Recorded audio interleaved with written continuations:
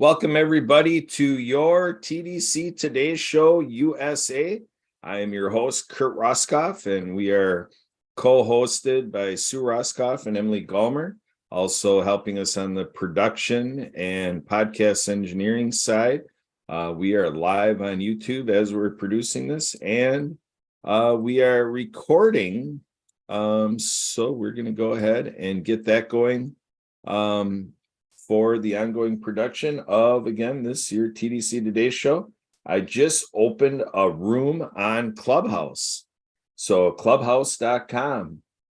We are on there to showcase how at the Disability Channel, we're doing quite well to cover sporting events like the Super Bowl and music, like a tour we have going on right now. And so lots of stuff in the sports and music industry, and we are all about showcasing abilities, television, by and with people with disabilities and veterans. And then we're also a little bit of like a TDC news outlet. So we want to showcase all of the happenings out there. So I don't know if it's a news, weather, and sports format. I don't know how much we're going to have little slices in of weather consideration, but we're going to be considering it all.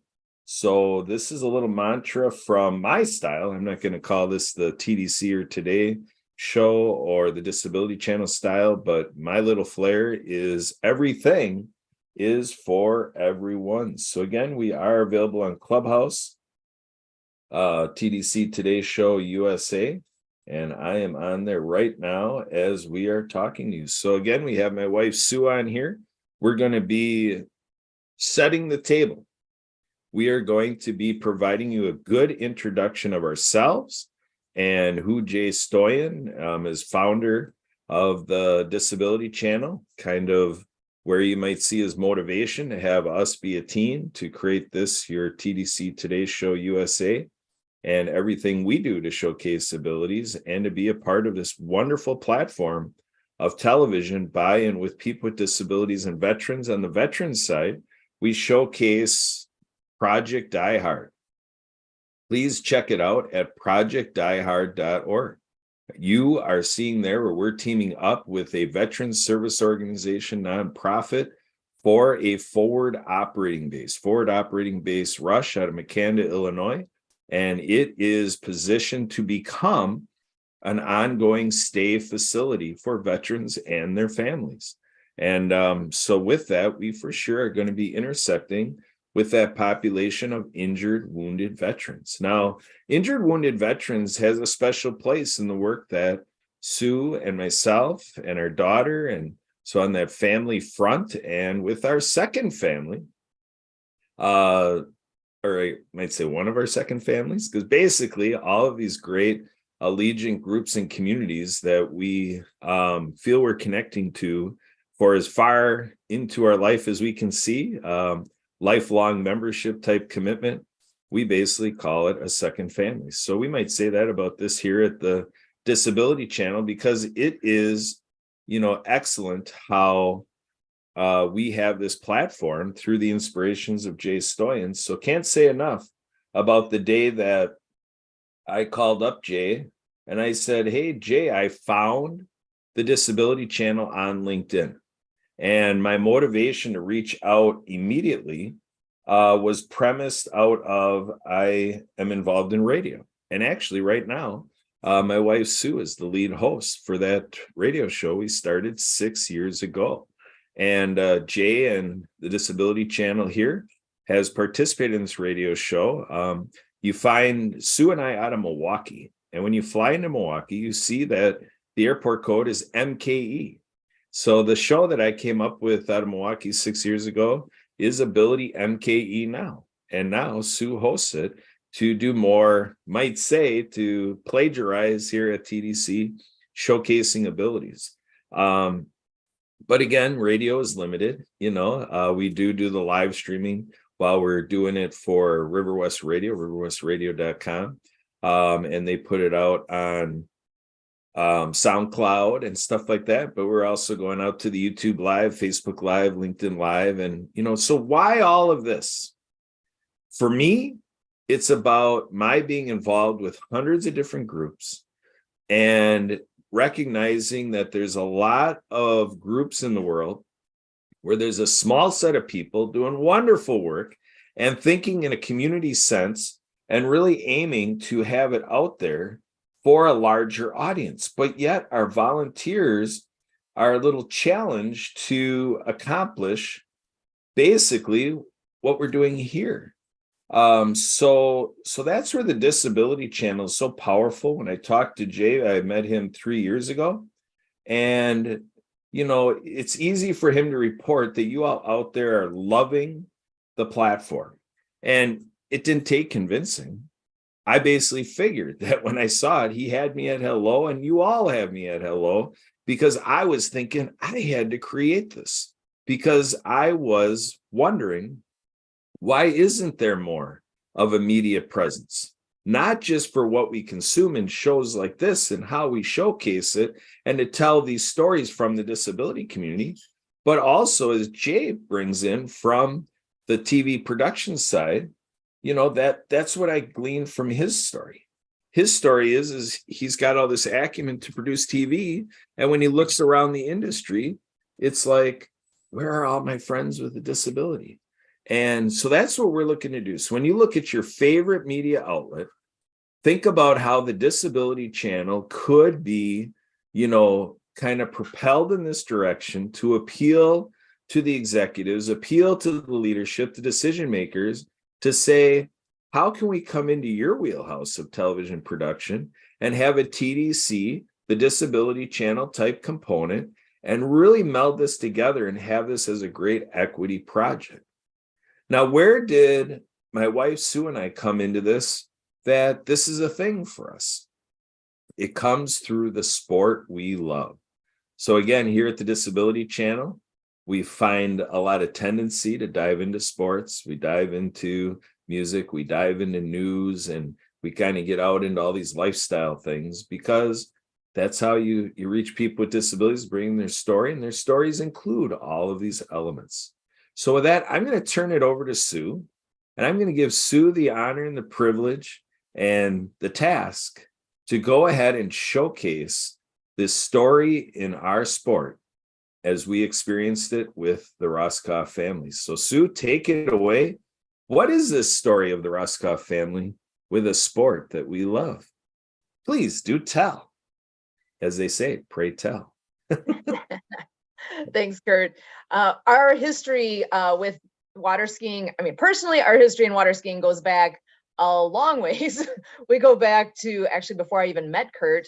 So he did a ton with doing show skiing. So if you're not familiar with show skiing, a lot of people at least have heard of like the Tommy Bartlett ski show, where they put on a show on the water. It is put to music. There's costumes. There's people going over a jump. They're building human pyramids. They're doing all sorts of these fancy things on the water. And when I first met Kurt, it kind of didn't click in my head. What is the ski club thing? What is it you're talking about that you do? I've never seen this before. I kind of heard of it, but I didn't know anything about it. And he started doing that before he could drive a car. He used to have to get rides to go to ski club. Well, fast forward a bit here to when I met him in our college days, and used to go, and I'd be out there for every show, every practice, but I'd only skied a couple times in my life, so I was not going to do that because I didn't have the confidence to do that.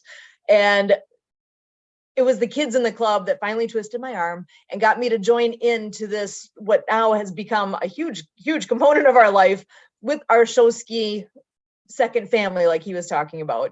So we've been skiing with the club for decades, and all the way through that, there's been this amazing component of it, of adaptive water skiing. Lucky for us, there was a friend in our club that had a connection with a group in Waukesha, which is a nearby town here.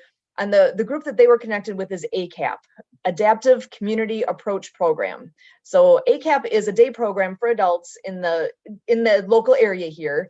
And with that connection, they were able to create this partnership where on the first Saturday in August, we would have the groups are both of the groups, the ski club and the ACAP group, come out to the lake and we would do adaptive water skiing. What is that? It's the use of whether it's stand-up skiing or the opportunity to actually do sit-down skiing. A sit ski is just like it sounds. It's a ski that you actually sit in. And the way we have ours set up, you sit in it. It's on a single large ski, basically. So the part that you sit in is called a cage. It's a metal frame with padding in it. You literally sit down, you put your feet into the strap on the front so that your feet stay centered on the ski.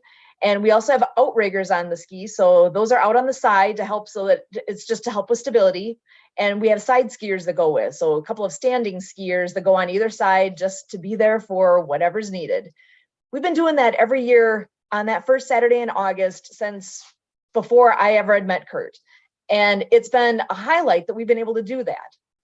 So, oh gosh, Kurt, you're gonna might have to remind me of the year here, but somewhere 2012, I think it was, that actually even before 2012, a friend of ours who happens to be a full-time wheelchair user joined the club. He's a friend that we've known him for a lot longer than that. He has some history with sound production and being a DJ. So we obviously with our ski show need somebody to run the sound. He became our sound guy for a long, long time, and also ended up being our prominent person that we have that would ski in the shows every week with us using the sit ski. With that, we had another friend, a mutual friend that we got to know through this good friend of ours that does the DJ part. We have a mutual friend that the opportunity was being opened up for this friend, Adam, to come and actually do a sit ski run during a show, during one of our ski shows, which in theory was not that big of a deal, but it turned into a big deal, and not in a good way. Unfortunately, since the way the whole story, the short version of the story here is basically a couple of our friends on the board for the club, they were not clued in with what was exactly being planned. The show director was involved. We had all the pieces in place to be able to make this happen, to have Adam actually ski during that show. And it didn't happen. And it was kind of an odd scenario that night. It was something where oh gosh, there was even a comment made along the way of, well, if we let him ski, we'll have to let everyone ski. And we're like, what? There's a problem here. Where's the problem? There's a fear factor. It was the fear of the unknown. They didn't understand what was happening and that this is something we can do. This is not a big deal, but it is a big deal. Having this gentleman come and ski with us on that one night would have been a huge thing. And it ended up being a huge thing in the wrong way. He ended up not skiing that night, and they didn't even come and talk to him directly. I ended up being the one to come and fill him in. I mean, he was there with the ski trunks, with his towel, he was ready to go in the water, and he didn't get in the water that night. That night, Kurt has told the story a bazillion times here that he didn't sleep well that night. This bothered him to the extent that the next morning we had a family meeting of what does this mean? What are we going to do about this? What can we do? Because we have the privilege of being able to do this sport a couple times a week, and it's, really no big deal. It's kind of an automatic. It's what we do. But a friend of ours who happens to be a wheelchair user did not get that same experience. So as the story goes, again, fast forward a bit here, Kurt ends up on the phone with, the guy who is the president at the time of the Wisconsin Water Ski Federation. And one thing led to the next thing, and Kurt ended up being the first director of what was called then the disabled division for the Water Ski Federation. So he spent 2 years in that role of being the director. So what did that mean? That meant we went from understanding, getting our mitts around what exactly was happening across the state. Who was able to do adaptive water skiing? What are the outlets? And there was, I think, maybe 5 different places across the state that actually was putting on that activity and making that available.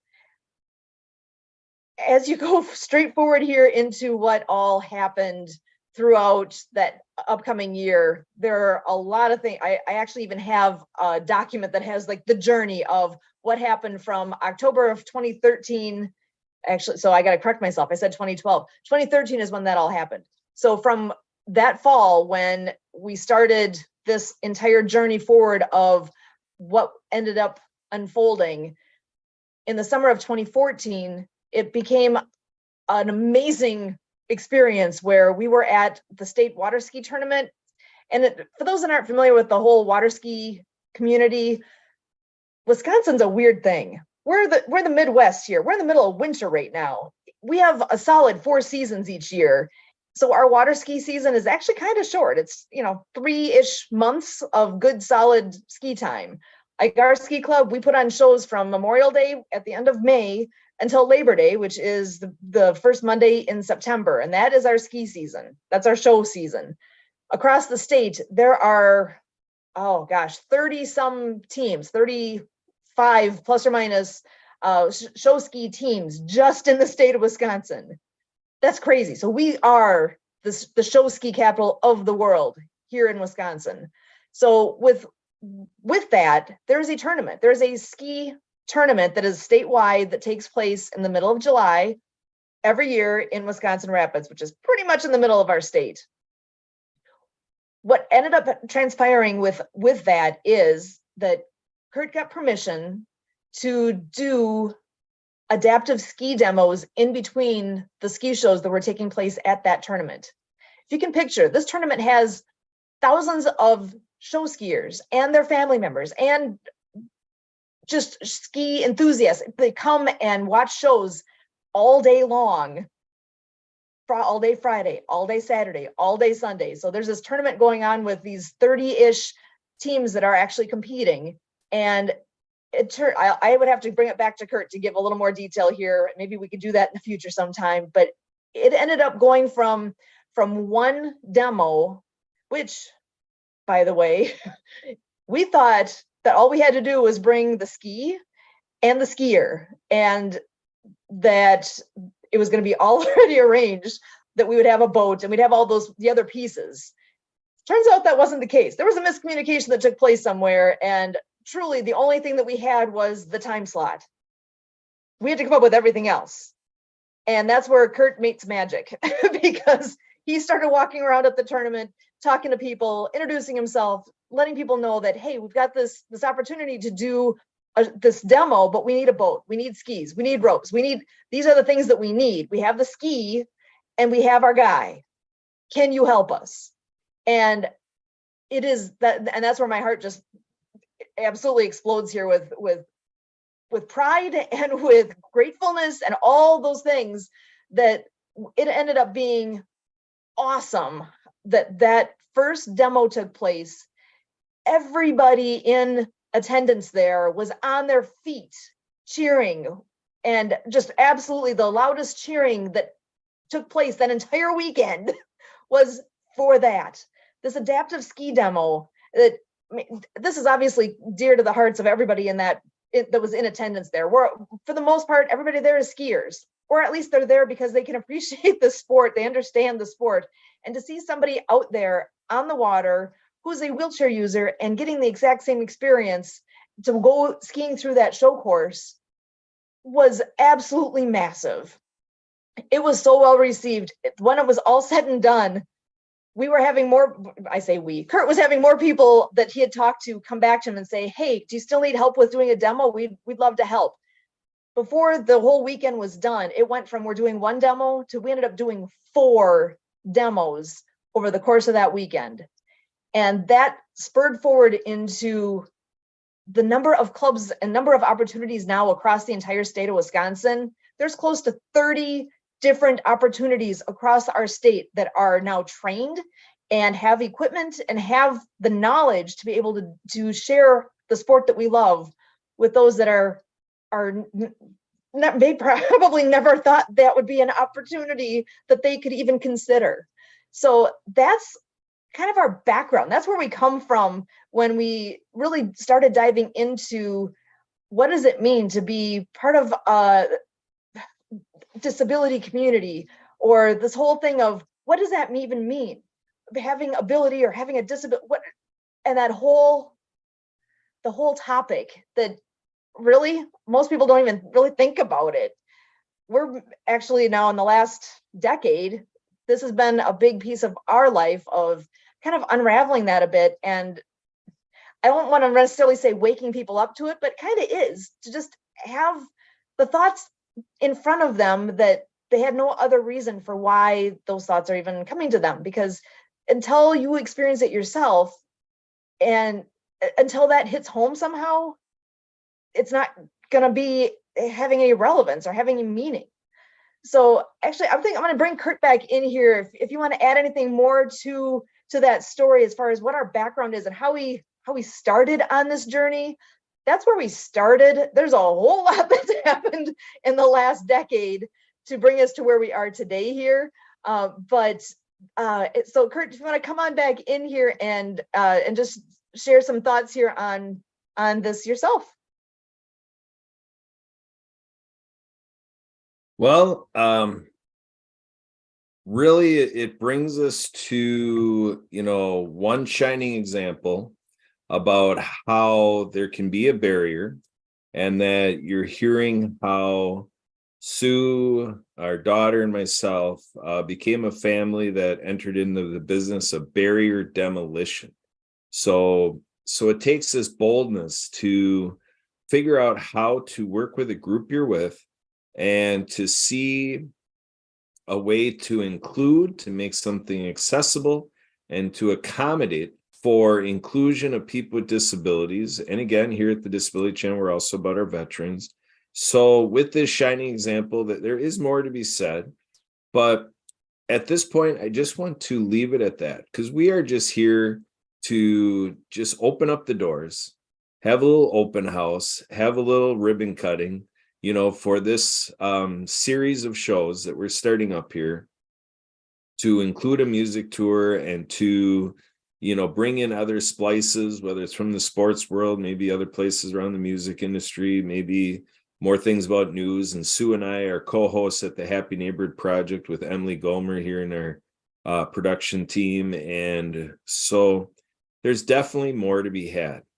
And so we encourage you to make this the beginnings of you tuning into the Disability Channel more, TDC Today Show USA, and all of the TDC Today shows and everything going on here at the Disability Channel. So with that, I'm going to go ahead and sign off on behalf of our team here, Sue Roskoff, Emily Gomer, and myself, Kurt Roskoff.